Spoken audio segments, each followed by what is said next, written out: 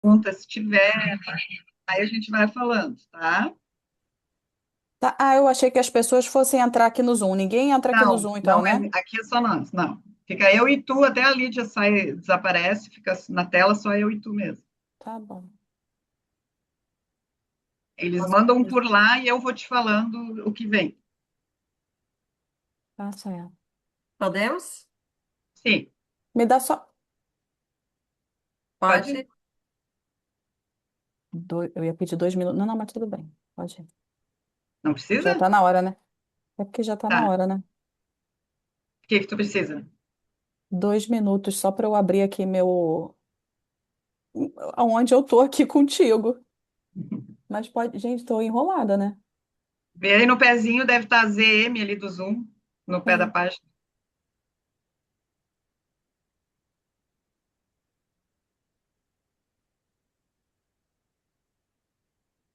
podemos. Tá aqui. Só? Não tava achando a gente. Eu falei, meu Deus, como é que eu vejo? Pelo menos a Lu. Pelo menos a Lu eu quero ver na tela. Já achei, tá? Pode começar. Tá Deu? pronta? Tudo bem? Uhum. Então vai, Lídia.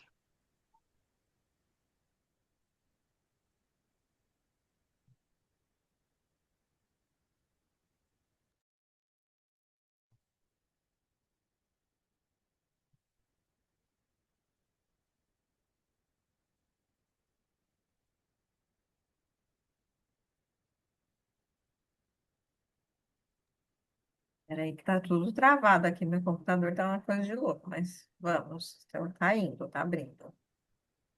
Não, quando trava tudo assim, a gente entra em desespero, né?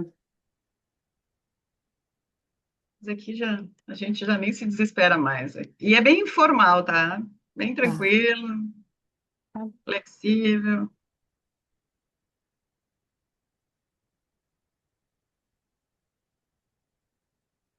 É.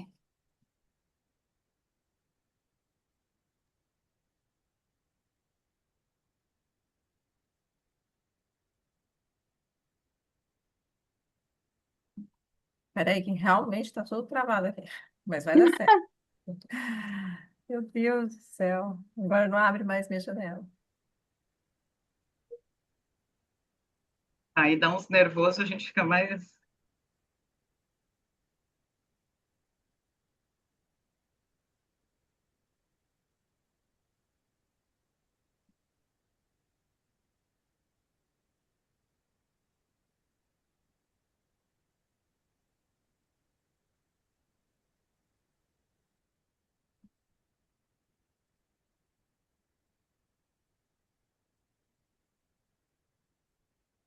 Tu avisa quando, Tati, quando tu quiser que partilhe a lâmina.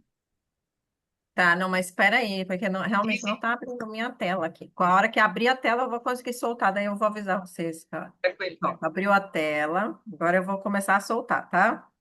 Tá. Agora é de verdade.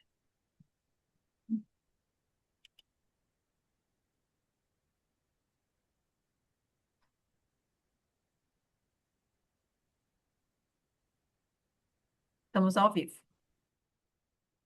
Olá, pessoal. Mais um evento nosso aqui do Centro de Mediação da Washington em Lincoln. E eu fico sempre muito feliz porque todos os nossos eventos são tão importantes, tão relevantes no sentido das informações, né, que recebemos aqui desses convidados tão ilustres, queridos e amigos, como é a Tatiana Pena, que traz essas informações para nos ajudar, né, para que sejamos aí na nossa formação profissionais melhores no que fazemos na mediação de conflitos. Então, a Tatiana hoje, essa convidada querida e especial, que eu tive a oportunidade de conhecer no Rio de Janeiro, há bem pouco tempo, ano passado, final do ano passado, vai nos falar hoje sobre a mediação preventiva na implementação da NR1 para o ambiente de trabalho saudável e seguro. A Tatiana, vocês sabem que eu nem leio aqui currículo, porque vocês já leram lá, né? Mas a Tatiana é psicóloga organizacional e trabalhou na implementação da NR1. Então, ninguém melhor, né, para nos falar sobre esse assunto do que ela. Então, Tatiana, seja muito bem-vinda ao Centro de Mediação. É uma alegria, uma satisfação enorme te ter aqui, com o teu conhecimento, partilhar a tua experiência nesse tema. e fique à vontade, a noite é tua. Obrigada, Lô. Boa noite a todos. Então, como a Lu falou, meu nome é Tatiana Pena, e eu vou estar hoje aqui conversando com vocês, né, com todos, sobre a mediação preventiva e a implementação, os benefícios, né, que a mediação preventiva pode ofertar para a implementação da NR1. Queria agradecer desde já pela oportunidade de participação e, e essa oportunidade de poder estar também trazendo esse trabalho que é tão importante. É, Ô Lu, você pode passar o slide? Pode colocar, esqueci. Vamos lá. Vamos lá. Eu queria me apresentar um pouquinho. A Lu já falou que eu sou psicóloga, então eu sou advogada especializada em estratégias de empresas. Essa é a minha primeira profissão. Também sou mediadora de conflitos e conflitos organizacionais e também sou psicóloga organizacional e do trabalho. E minha especialidade é em intervenções e estratégias em saúde mental corporativa, segurança do trabalho, qualidade de vida e felicidade no trabalho. E eu atuo como implementadora da NR1, ajudando as empresas a se adequarem à nova regulamentação e garantirem um ambiente, então, de trabalho mais seguro e mais produtivo, né? As implementações dentro das empresas estão acontecendo. Pode passar, Lu. Essa aí sou eu. Pode passar também. Antes de entrarmos então no tema principal sobre a mediação preventiva e a NR1, que é a norma regulamentadora número 1, eu queria trazer algumas reflexões e alguns conceitos, isso, esse mesmo, algumas reflexões e alguns conceitos importantes para entendermos melhor a necessidade de adequação das empresas à norma regulamentadora número 1, né? E o primeiro deles seria exatamente sobre a psicologia organizacional e a psicologia do trabalho, como funcionam e quais as suas diferenças, né? A psicologia organizacional, ela é voltada, pode passar, Lu, ela é voltada para a organização, enquanto que a psicologia do trabalho, ela é direcionada ao homem no trabalho, né? Independente da empresa, ela é direcionada ao trabalhador. Então, a psicologia organizacional, ela vai estar atuando no recrutamento e na seleção de pessoas, na análise e descrição de cargos, por exemplo, nos diagnósticos organizacionais, vai atuar também em pesquisas e intervenções no clima e na cultura organizacional. Ela também vai poder estar elaborando diagnósticos sobre comportamento organizacional, desenvolvimento de lideranças. Todos essas possibilidades são de atuação da psicologia organizacional. A psicologia organizacional, ela tem como objetivo principal manter o ambiente de trabalho saudável. Por isso, foca no desenvolvimento dos profissionais de maneira geral e na solução de problemas ligados à gestão de pessoas. Bom, além de visar também garantir um bom clima organizacional, a psicologia organizacional ela influencia na produtividade das equipes, no alcance de metas e de resultados positivos para a organização, né? A psicologia organizacional, ela atua, então, a partir desse contexto, auxiliando em uma gestão preventiva mesmo de conflitos, né? Uma vez que ela minimiza bastante cenários de potencial desentendimentos de grupos ou de pessoas por meio de seu manejo na organização. E isso tudo porque ela auxilia muito para uma comunicação mais transparente e fluida. Ou seja, a psicologia organizacional, ela anda bem juntinha com a mediação preventiva de conflitos, com algumas ferramentas muito peculiares da mediação, em que a gente também, como psicólogo organizacional, consegue elaborar e trabalhar junto. No caso do contexto ainda da psicologia organizacional, ela pode, por exemplo, observar a partir das taxas de alguns exemplos, né? Ela pode observar, por exemplo, a partir das taxas de absenteísmo e turnover, a satisfação e motivação dos trabalhadores. Ela pode também, a partir dos programas de treinamento e desenvolvimento, ela pode verificar sobre os engajamentos, o engajamento dos trabalhadores, dos colaboradores, né? partir das pesquisas de clima, ela pode verificar como anda o comportamento em grupo dentro da empresa. E ela também pode, com pesquisas de cultura, ela pode observar se o contrato psicológico está de fato sendo satisfatório. Eu queria até trazer um adendo para falar sobre o contrato psicológico, para a gente caminhar na mesma página. Para quem não conhece, quem não é da área da psicologia, é importante trazer sempre esse conceito, porque ele difere do contrato formal de trabalho. Quando a gente está iniciando numa empresa, num trabalho, a gente faz dois contratos: aquele formal de trabalho normal, que é expresso, e a gente também faz um contrato psicológico, né? Esse contrato psicológico, ele se trata do entendimento tácito entre o indivíduo e a organização a respeito de direitos e obrigações, e que serão respeitados e observados por ambas as partes, no ínterim do contrato de trabalho inteiro. Então, ao contrário do contrato de trabalho formal, o contrato psicológico ele não é expresso e muitas vezes não é nem discutido e esclarecido. É algo que fica subentendido e atende a perspectiva tanto de uma parte do colaborador como da outra parte, o empregador. Então, o contrato psicológico ele se refere à expectativa recíproca do indivíduo colaborador e da organização em si, onde vai sempre prevalecer esse sentimento de reciprocidade.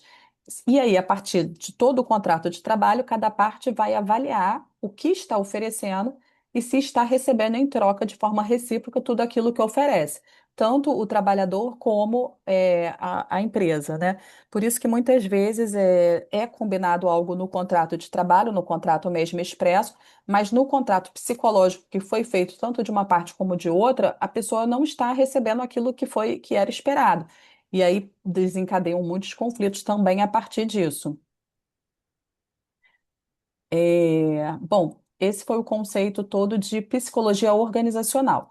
E aí, já com relação à psicologia do trabalho, que é aquela direcionada ao homem no trabalho, independente da empresa, ela já vai atuar no trabalho em equipe e em fenômenos grupais, o comportamento humano, como o homem se comporta dentro desse grupo. Ou seja, ela vai trabalhar dentro da própria equipe, do grupo todo, mas ela vai atuar principalmente no comportamento do homem, como ele vai se comportar dentro daquele grupo que ele está inserido de trabalho, né? Vai atuar também na comunicação e no feedback, vai estudar e promover a saúde e a segurança no trabalho, ela vai atuar nos diagnósticos de motivação e satisfação. E ela vai cuidar também da taxa de absenteísmo e turnover, ou seja, se a pessoa está, se o colaborador falta muito, ou se chega muito atrasado, se tem muitos atestados. Enfim, essa é mais a atuação da área da psicologia do trabalho. Então, elas caminham juntas, mas uma visa o olhar para a empresa e o outro visa o olhar para o trabalhador. Já a principal função, então, da psicologia do trabalho é estudar quais formas de melhoria e qualidade de vida dos profissionais no ambiente de trabalho podem ter e podem ocorrer uma determinada empresa. Como eu falei, ela é voltada, então, para o trabalhador e não especificamente para a organização, como a psicologia organizacional, né? Na atualidade, as empresas elas compreendem que os trabalhadores eles não exercem suas atividades apenas para garantir aqueles recursos financeiros do salário, né? Não para apenas garantir o salário para sobreviver. As empresas, as pessoas na atualidade, elas devem se sentir bem ao pensar em encontrar seus colegas de trabalho e desempenhar suas funções, independente do quanto e do que vão ganhar para isso, né? O trabalho hoje em dia ele não é visto mais como uma moeda de troca da força humana. O trabalho ele é visto como uma satisfação pessoal. Quanto maior a satisfação pessoal de cada colaborador, melhores perspectivas uma empresa ela consegue atingir, ela consegue ter. A psicologia do trabalho ela chega para exatamente promover melhores condições aos trabalhadores no que diz respeito ao que eles sentem dentro da empresa. Esse é o viés principal da psicologia do trabalho. Bom, dito isso, feita essa separação, podemos avançar, Lu. Feita essa separação, do que seria psicologia organizacional e do que seria psicologia do trabalho, eu trouxe aqui uma régua de tempo para a gente compreender desde quando, mais ou menos, surgiu a psicologia organizacional e do trabalho, né?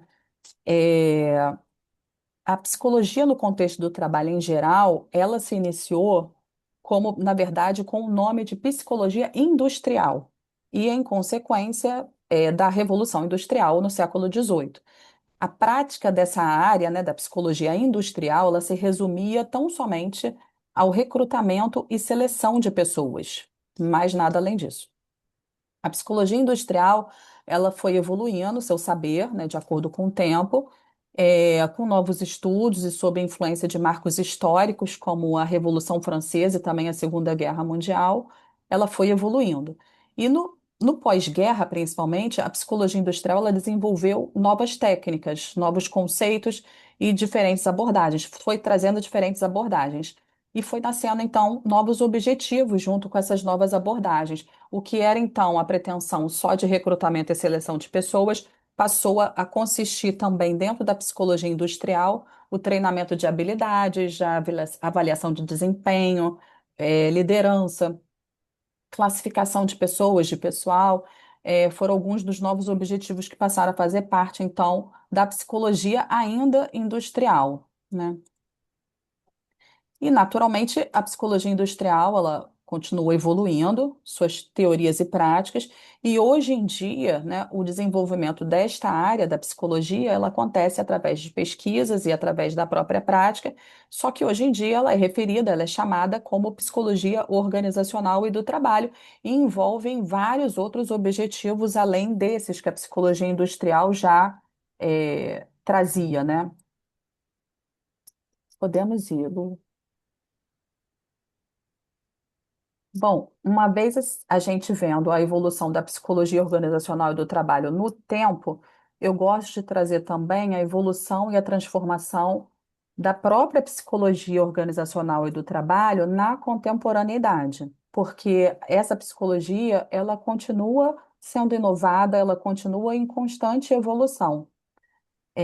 Nós sabemos que as transformações ocorridas no comércio e nas organizações aconteceram devido à chegada da tecnologia e da globalização. E nós entendemos, nós, quando eu digo são os psicólogos organizacionais, de uma forma geral, entendemos que, na atualidade, as organizações vêm passando por grandes processos de mudança, onde vêm se adaptando a estágios de avanço na sua gestão administrativa. Pode passar, Lu, por favor.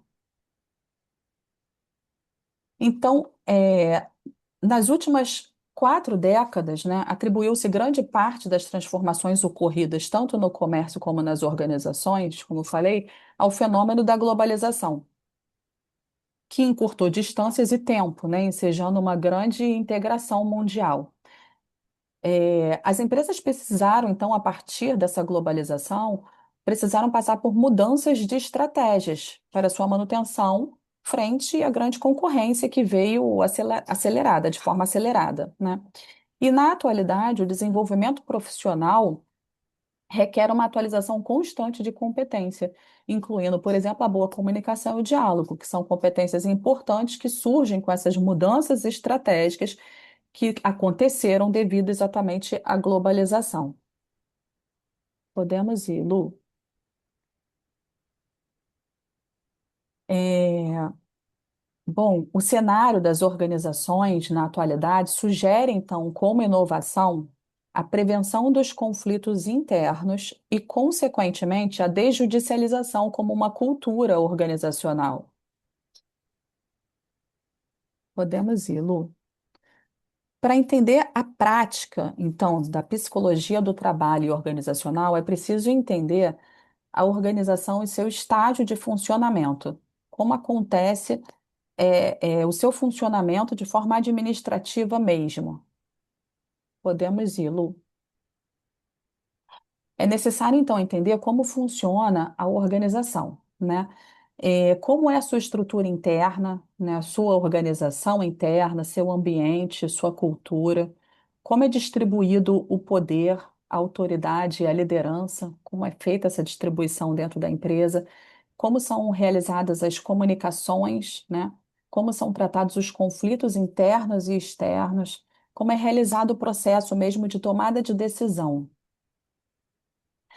Precisamos saber, então, que o estágio que a empresa está para podermos atuar de forma mais eficaz possível, tanto com a psicologia organizacional e do trabalho, como com a mediação preventiva intra-organizacional.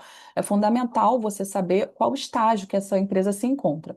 E aí eu trago aqui os estágios que a psicologia organizacional e do trabalho denomina, que são os estágios empresariais, que é o estágio estratégico, o ortodoxo e o misto, né?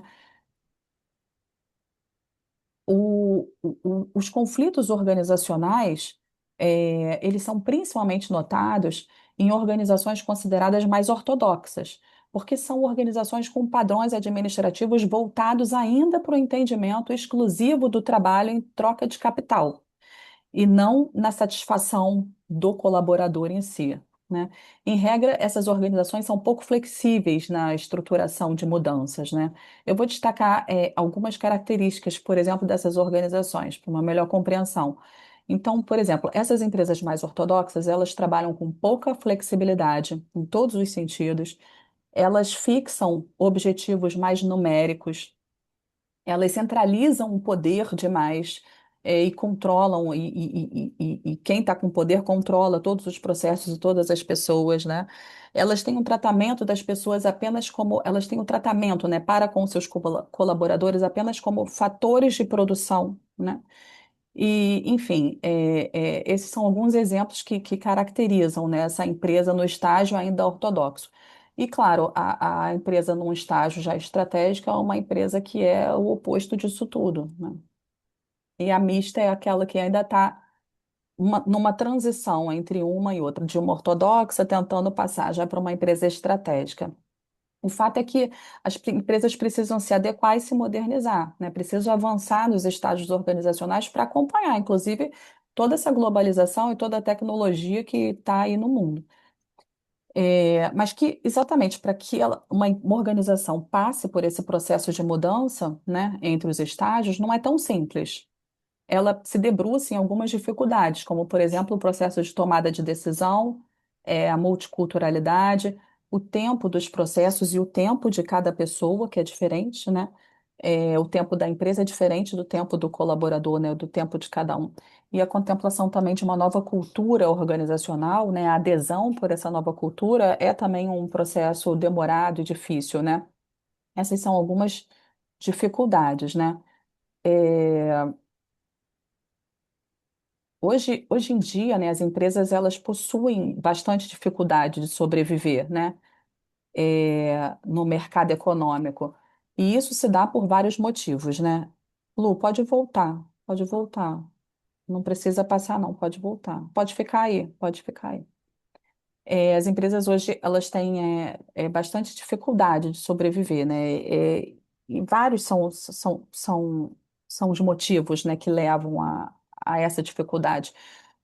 Como, por exemplo, elas recebem hoje, na atualidade, exatamente devido a toda a tecnologia e globalização, elas recebem muita quantidade de informação. E que muitas vezes essa quantidade de informação, ao invés de facilitar, pode dificultar na tomada de decisão, né? Essas informações, elas, como eu falei, exatamente com a globalização, elas tendenciam, né, a chegar em grande quantidade e bem mais velozes, né?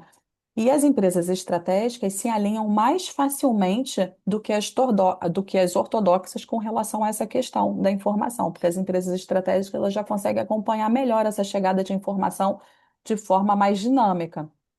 Eu trouxe aqui o exemplo dos sorvetes, porque isso já aconteceu comigo, eu não sei se já aconteceu com alguém, e eu gosto muito desse exemplo. Então, é assim, se você entra numa sorveteria, e esse é um exemplo exatamente da dificuldade para uma tomada de decisão com mais informações chegando, né? Se você entra numa sorveteria e você tem lá três sabores, morango, chocolate e creme, né? Você vai optar por um. Se você entra em outra sorveteria ou na mesma, mas já tem outros sabores ali, o chocolate, que muitas vezes você tem ao leite, tem o belga, tem o um topping não sei de o quê, enfim, tem o de chocolate ali nessa foto, né? Tem um ali que é de limão, que parece que tá com um alecrim, né? Tem a de mirtilo, tem o de castanhas, tem o de laranja, que parece que é com manjericão, tem o de morango que tem, parece que tem alguma frutinha ali que eu não consigo nem identificar, e tem ainda o de cereja que está com hortelã, né? Se você me apresenta esses outros sete ao invés dos três primeiros, eu vou até escolher algum, eu acho, né? Mas eu vou demorar um pouco mais para tomar minha decisão de qual sabor eu vou querer, principalmente se tratando de sorvete. Agora, pode passar para o próximo, Lu. O que aconteceu comigo foi isso aí. Foi eu entrar numa sorveteria e eu me deparar com esse cenário, com essa quantidade absurda de sabores. Bom, nesse dia que isso aconteceu comigo, eu saí da sorveteria sem tomar um sorvete. Eu saí da sorveteria sem comprar nenhum sorvete. Eu saí sem conseguir tomar minha decisão de qual sabor eu gostaria de experimentar naquele dia. Então, esse é um exemplo muito clássico, digamos assim, né? E que aconteceu já comigo sobre essa quantidade de informação que a gente recebe no dia a dia. Imagina dentro de uma empresa, de forma dinâmica, com toda a tecnologia, com toda a globalização, a enxurralhada de informações que vão chegando na empresa e que a gente precisa estar se modernizando, né? Todo dia, com todas as novas informações. Podemos ir, Lu. Então, eu trouxe aqui algumas reflexões para a gente pensar antes da gente caminhar para o nosso tema em si mesmo da mediação preventiva, que são essas, que são como as competências e habilidades podem auxiliar na gestão de conflitos intra-organizacionais, né? Quais os tipos de conflitos mais comuns nas organizações? Eu vou trazer uns exemplos já já. Eu também pergunto, né? A psicologia organizacional, ela pode auxiliar na gestão de conflitos intra-organizacionais? E como a mediação preventiva pode auxiliar na gestão empresarial, cuidando da relação empregados e empregadores. Bom, vistas essas reflexões iniciais, eh, eu vou então desenvolver sobre a atuação mesmo da mediação preventiva de conflitos intra-organizacionais, né? A mediação preventiva, ela acontece, eu gosto de falar que ela acontece como que uma profilaxia do conflito, né? Exatamente porque ela vai atuar na prevenção antes do conflito de fato acontecer. E a mediação preventiva, ela vai auxiliar na promoção da saúde mental também no trabalho. Ela vai promover uma análise dos riscos no ambiente de trabalho e uma análise de dados também no ambiente de trabalho, no ambiente laboral, além de atuar diretamente na prevenção e gestão de conflitos organizacionais, identificando-os. Então, por meio da mediação preventiva, eu consigo identificar os principais conflitos organizacionais e os seus fatores. Então, um dos grandes benefícios da mediação preventiva é exatamente esse, identificar os diversos conflitos e seus fatores. E aí eu trago aqui, podemos caminhar, Lu, alguns fatores causadores, podemos ir mais alguns fatores causadores de conflitos intra-organizacionais, como, por exemplo, os conflitos por recursos escassos, né, que são gerados pela necessidade aparente de mais recursos, né? A disputa por recursos escassos decorre da percepção de que não há o suficiente para todos, de um simples papel que acabou da impressora. Pode acontecer um conflito até recursos mais importantes escassos, né? Ou que aparentam ser escassos, né?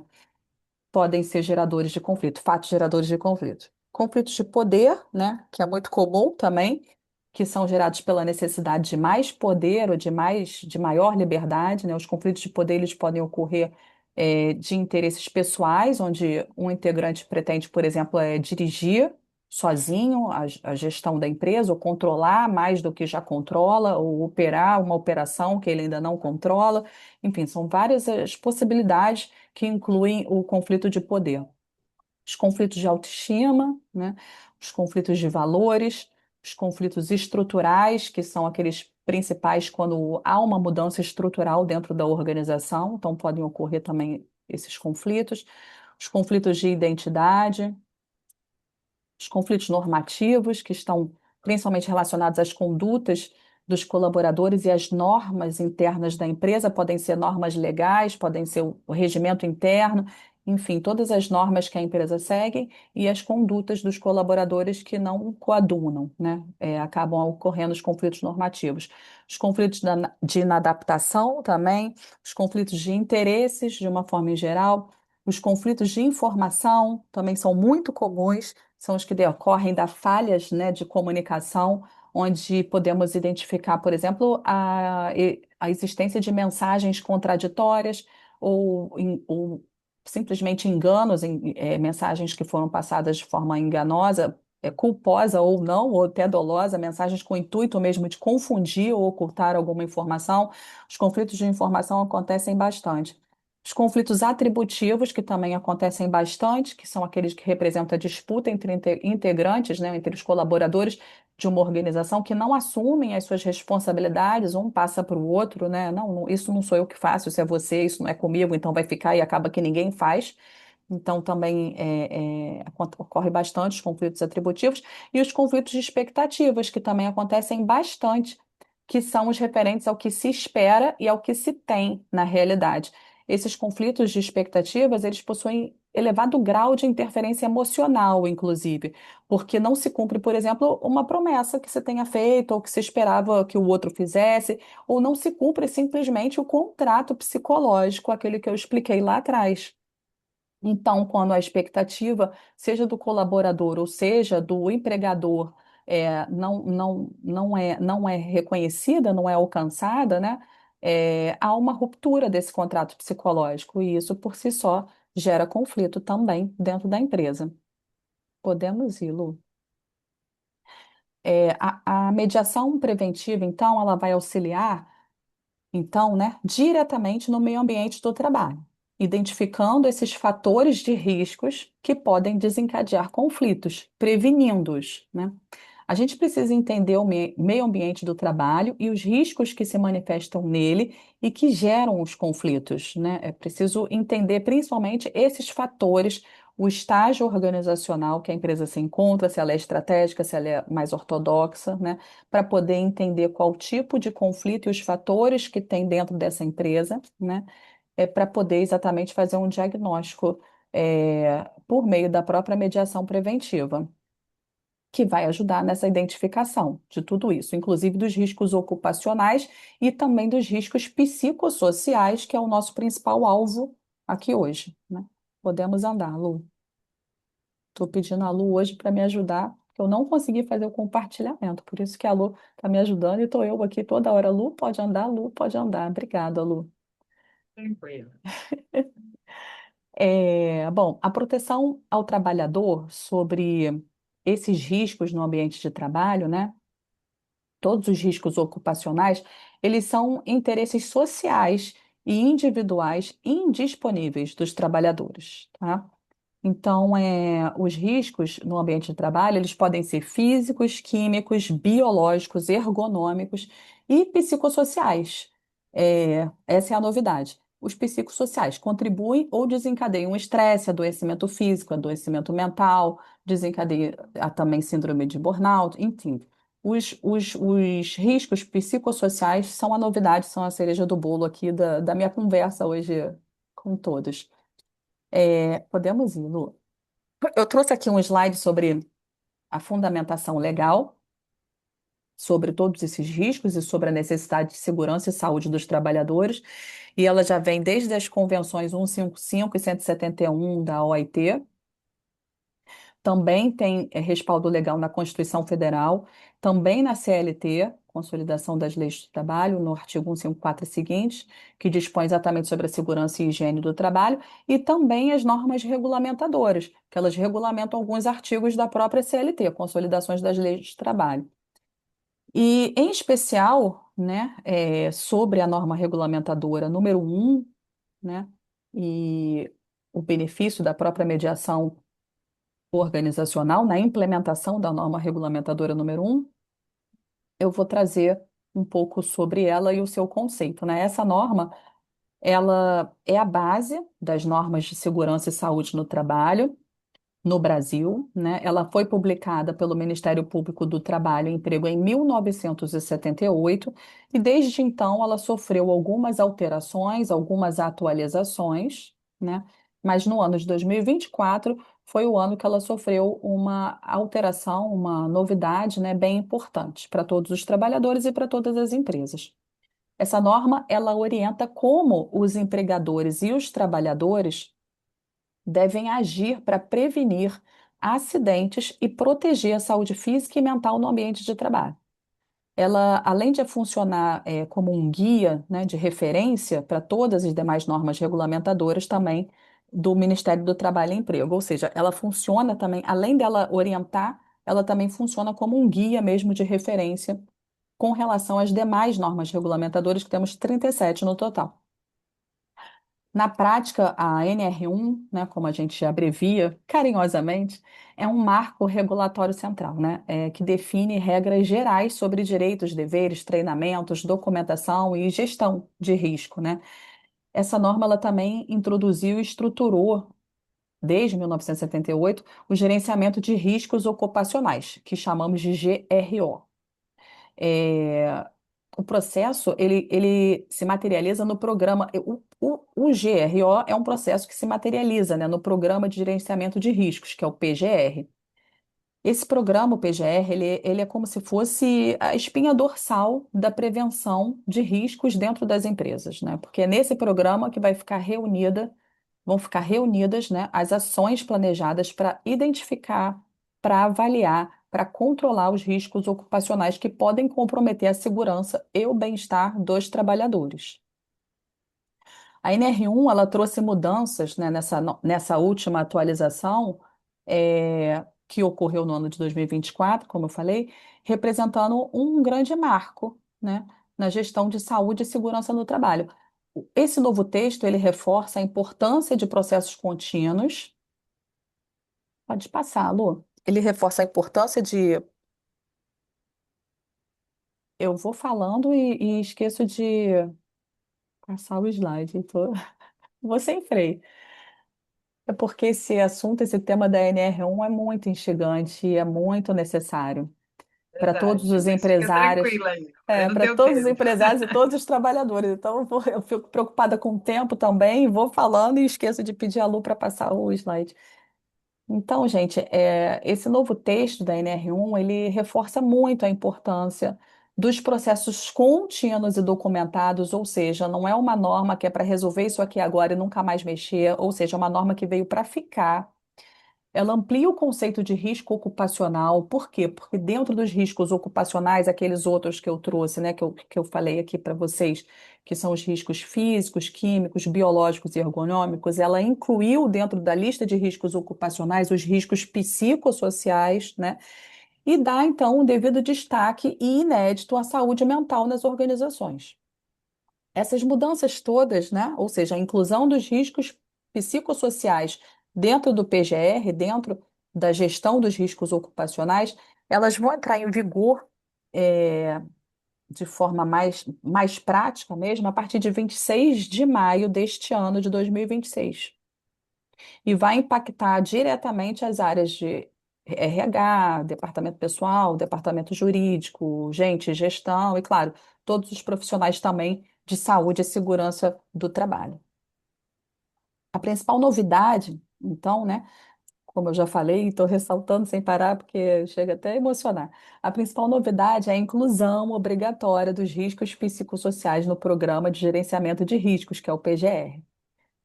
Então, essa é a grande novidade da atualização da NR1, essa inclusão dos riscos psicossociais.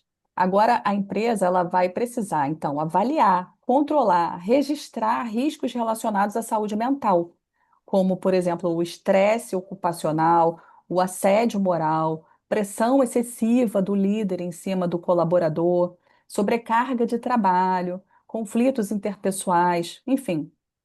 Isso vai ampliar, né? Isso amplia, na verdade, o olhar da gestão da segurança e saúde do trabalho, que tradicionalmente focava apenas em riscos químicos, físicos, biológicos e ergonômicos, e passa a reconhecer a saúde mental como parte essencial da proteção ao trabalhador. Então, assim, em resumo, a NR1, ela vai tratar desses temas, como os direitos e deveres dos empregadores e trabalhadores, conceitos básicos de saúde e segurança, definição de perigos, riscos e medidas preventivas, regras sobre capacitação e treinamento, que mais? Obrigações com documentos e registros, ou seja, tudo que for feito, é, os diagnósticos que são feitos para exatamente auferir a possibilidade de risco psicossocial, ele é um diagnóstico que ele precisa ser documentado e registrado dentro da empresa. Ele não fica de boca. A empresa precisa ter esse documento guardado, registrado dentro da empresa, dentro da organização.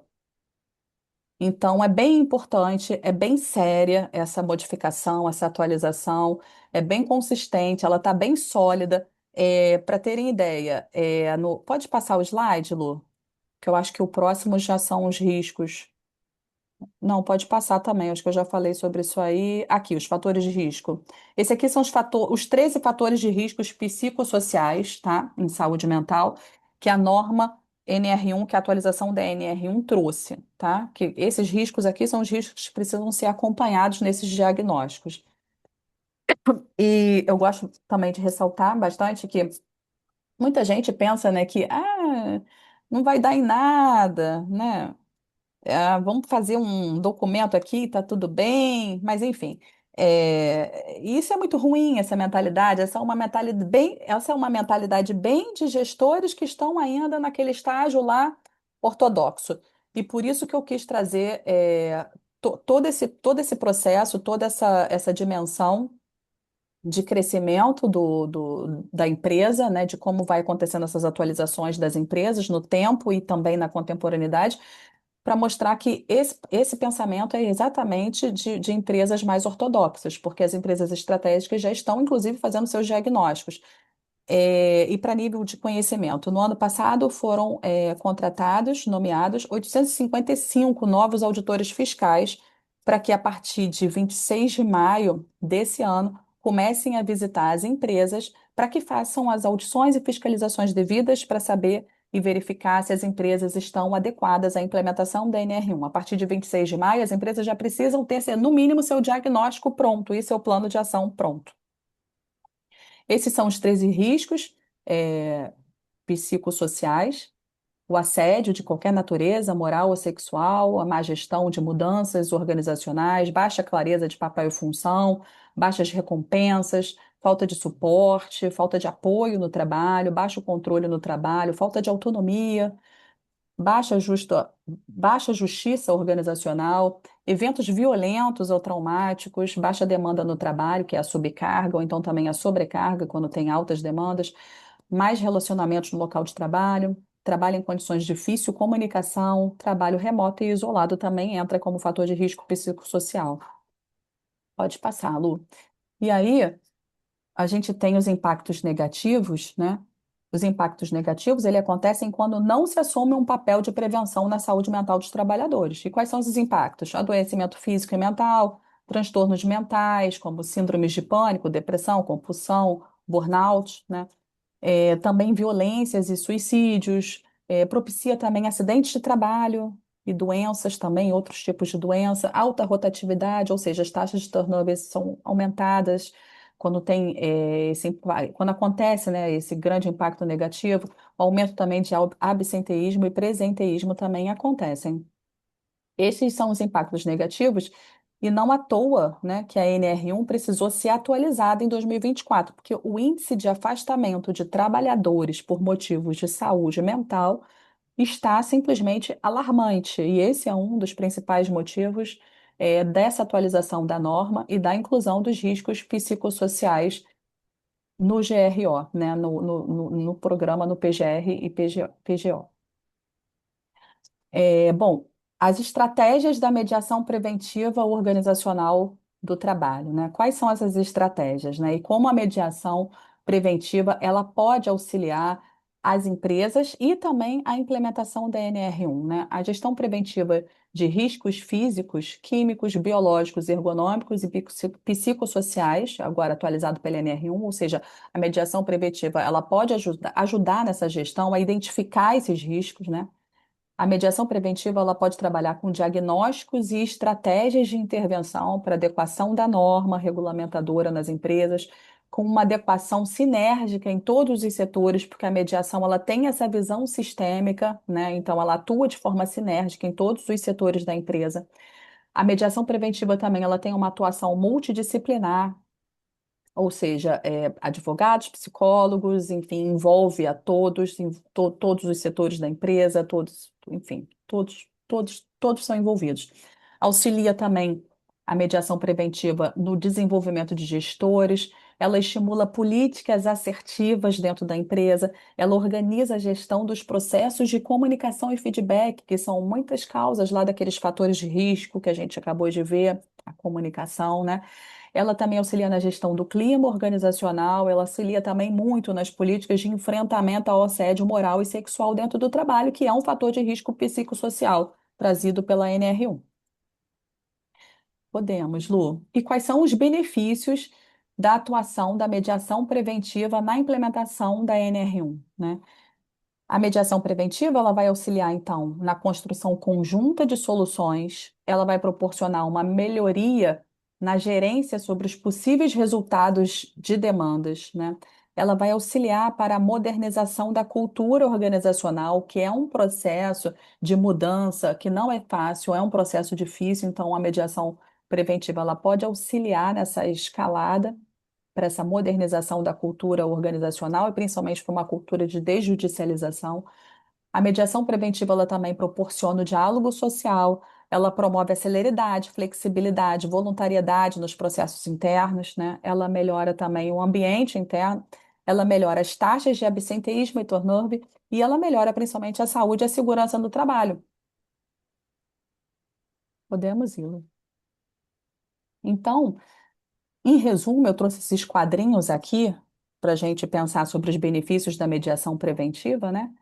Então, a mediação preventiva, ela vai atuar como norteadora de resultados, ou seja, eu fazendo os processos de mediação e prevenção dentro da empresa, eu consigo ter uma perspectiva melhor dos resultados sobre cada processo.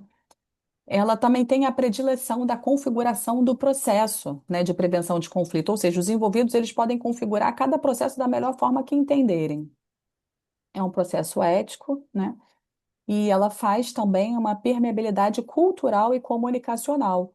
A cultura da desjudicialização, ela vai sendo absorvida por todos os stakeholders dentro da mediação preventiva, né?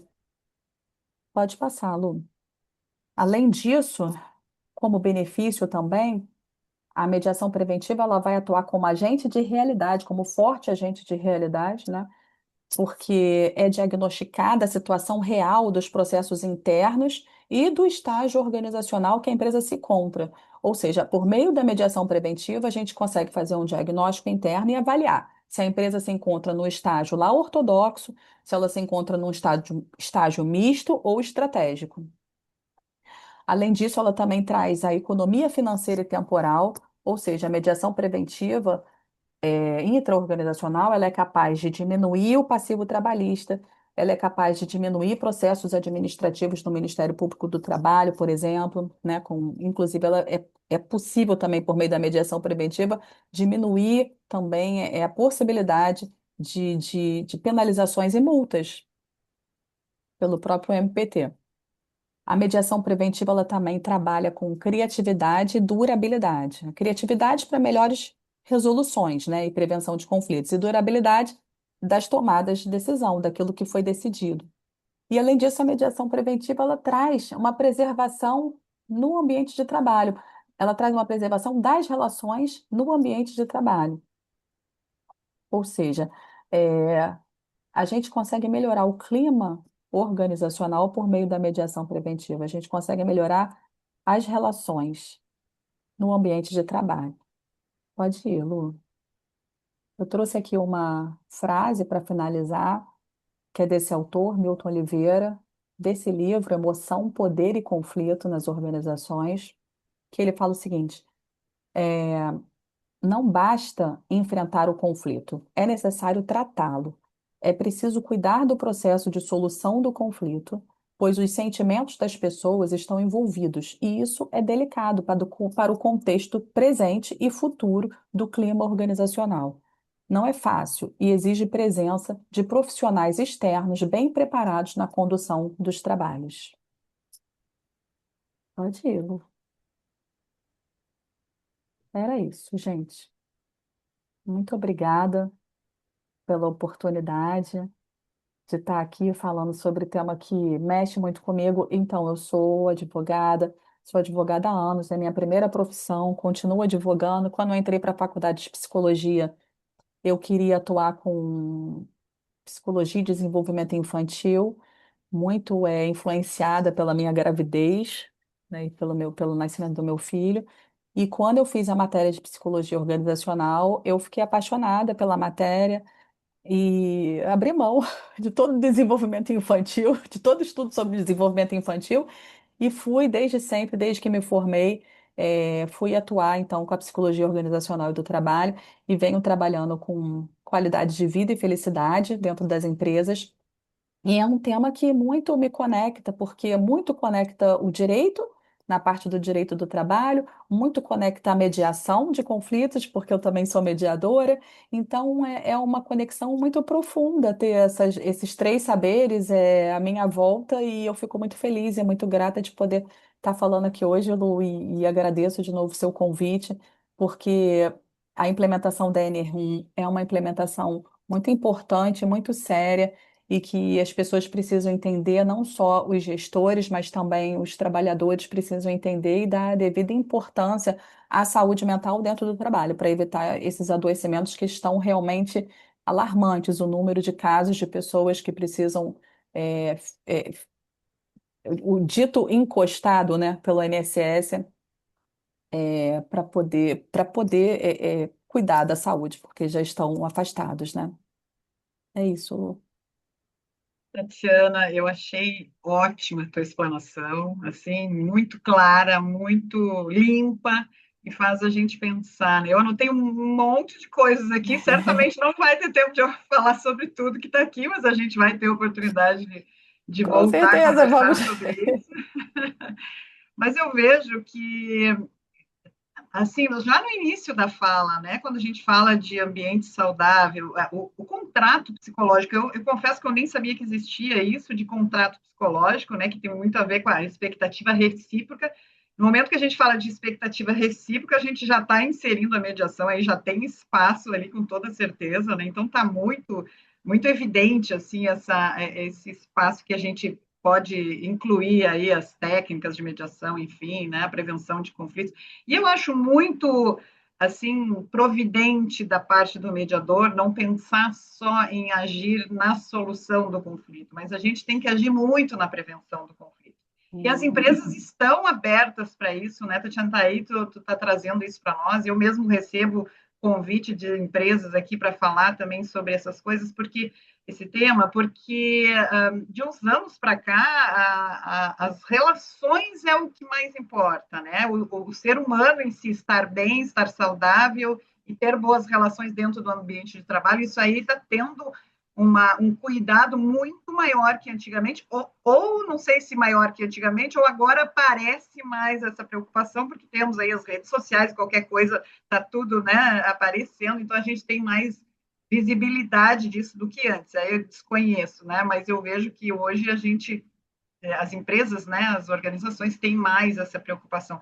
Tem aqui, eu vou deixar as minhas de lado, mas eu teve dois questionamentos aqui que tu já respondeu, né? Que é a questão do quais são os conflitos mais evidentes, que tu já trouxeste aí, que foi lá do Cláudio do Paraná, que perguntou. Ah, Também legal. quais são os tipos de exercícios, né, ações no trabalho, que também falaste já, né? Mas tem uma perguntinha aqui que eu achei interessante, que é da Maria Clara, que é aqui do Rio Grande do Sul. Ela Hum. pergunta assim: você vê o mediador como alguém que poderia trabalhar dentro da empresa junto com o psicólogo, especificamente nesses exercícios preventivos? Bom, já Sim, basta dizer que você é uma mediadora, é uma sim, psicóloga, né? Então já está sim, trazendo os dois aí. sim, com certeza. Eu mesma, apesar de ser mediadora e psicóloga, eu escolho o chapéu que eu vou entrar dentro da empresa. Ou eu vou entrar como advogada, ou como mediadora, ou como psicóloga. Mas se eu for entrar, por exemplo, como psicóloga, eu sempre procuro ter, eu sempre preciso, nem procuro, eu preciso ter uma parceria com algum mediador. É fundamental. Bom, isso eu aprendi muito também desde que eu comecei a minha primeira capacitação em mediação, que o trabalho em equipe, ele é fundamental, né? É, com certeza. Então, a comediação a gente aprende desde os primórdios, né, Lu, como mediadores. A própria mediação em si, né? O trabalho da comediação, para mim, pelo menos, é fundamental, me ajuda muito. Eu sou uma mediadora que costumo fazer mediações em comediação, não faço sozinha. Então, esse trabalho também da empresa, ele é muito sensível. Então, mais do que nunca, se eu vou estar com o meu chapéu de psicólogo, eu preciso de um mediador do meu lado. E preciso de um advogado também do lado. É bom, quanto mais olhos, é, melhor fica o resultado. Sem dúvida. E como a gente fala muito aqui, né, e falamos muito com o nosso amigo em comum, o Henrique Ferrari, a gente trabalha muito a questão da empregabilidade, então é bacana e a gente traz, né, todas essas possibilidades, porque às vezes os mediadores não se dão conta, né, que existe um mercado aí que eles podem atuar, né, está aberto, Esse e mercado é as organizações grandíssimo, sim, enorme, as organizações estão implorando por, ainda mais agora com as normas, né? Estão sim. implorando para ter esse relacionamento mais efetivo, né? E tudo. Então, assim, existe essa possibilidade, sim, né, pessoal? Vamos a gente se preparar e também trabalhar, né? E pensar na prevenção do conflito. Eu adoro trabalhar com prevenção de conflito. Eu acho que a solução, claro, né? É a nossa função de mediador, mas a gente tem subsídios aí para fazer um trabalho belíssimo e preventivo, né? Eu gosto muito de fazer, sempre que eu sou convidada, eu me jogo, porque eu acho que, assim, prevenir conflito, eu não sei nem se não é mais difícil até do que solucionar, né? Porque a gente tem que ter uma visão de algo que nem aconteceu ainda, né? E tentar fazer, eu acho muito, né? As duas portas aí são fantásticas para o mediador, mas é bom a gente estar alerta que existe aí, pessoal, tem um mercado aí também nessa linha que a gente também se prepare para isso, né? Não é só correr atrás, né, daquilo que já aconteceu, mas do que é tentar fazer com que não aconteça, né? Melhorar as relações, as empresas estão voltadas a boas relações e a gente também tem que ficar atento a isso. Mas nós estamos encerrando aqui, a gente costuma encerrar no horário para não prender o Sim. pessoal. Tatiane, esse assunto tem que voltar, tá? A gente tem que fazer uma segunda versão aí, um Type 2, alguma coisa assim, Vamos. É muita coisa porque mesmo, né? é tema, nossa, para discutir É, muito, e é bacana, é um tema super atual, importante, né? sim. Bastante importante. Então, eu vou te passar para te despedir do pessoal, porque te agradeço muito a disponibilidade do tempo de estar aqui conosco, trazendo esse tema tão relevante, porque realmente a gente precisa abrir os olhos, né, para todas as portas aí que o mediador pode atuar, e a gente faz questão e gosta de mostrar isso aqui da melhor maneira possível, e tu trouxeste isso de uma forma muito clara, tão limpa, tão fácil de entendimento para quem não Que trabalha bom. nisso, né? Para quem é mediador, mas não trabalha com esse tipo de dentro da empresa, enfim, mas que existe, né? Esse mercado aí para nós também. Então, eu te passo a palavra para te dar boa noite aí para o nosso pessoal. Obrigada, Lu. Obrigada pela oportunidade. Obrigada pelas perguntas que chegaram. Se alguém quiser depois mandar alguma pergunta para você, pode mandar, que eu respondo com o maior prazer. E estou esperando o próximo convite, então, para a gente dar continuidade. Lá Foi um pouco está. corrido, eu tô até morrendo de sede, porque eu falei bem rápido, eu costumo falar um pouco mais devagar, mas eu precisei falar bem rápido para dar conta e dar tempo para a gente poder exatamente encerrar no horário, que eu acho bem importante. Você viu a história do contrato psicológico, eu acho bem importante esses conceitozinhos anteriores, para a gente poder entender até como o mediador pode sim muito Muito, muito auxiliar dentro importante, das muito empresas. esclarecedor, inclusive. Eu É, achei bem, bem positivo mesmo. E a que bom. gente, eu sempre falo aqui, né? A primeira vez a gente convida, a segunda já me avisa, né? Olha, eu tenho aqui uma outra coisa legal, vamos lá, a gente já marca, não precisa esperar convite, não, Tá porque bom. todo tema, né, que nos ajuda aí, e essa é a função aqui do Centro de Mediação, é bem-vindo, sempre será bem-vindo, e nos torne aí, como eu digo, né, profissionais melhores naquilo que somos, né? Então, Verdade. está com as portas escancaradas aqui do Centro de Mediação, volte quando quiser, e a gente sempre tem Obrigada, Lu. contato, com certeza a gente vai marcar aí Sim. uma continuação desse tema. Obrigada a Vamos todos que sim. estiveram conosco e os que ainda vão assistir aí daqui para frente. E ficamos à disposição. A Tatiana também se colocou à disposição. A gente sempre publica no dia seguinte os destaques desse dia de hoje, com todos os teus contatos, então o pessoal também vai ter a oportunidade, né, de ter um contato direto contigo. Obrigado, Tati, mais uma vez. Obrigada, Lô. E boa Obrigada. noite a todos. Até o próximo evento. Boa noite.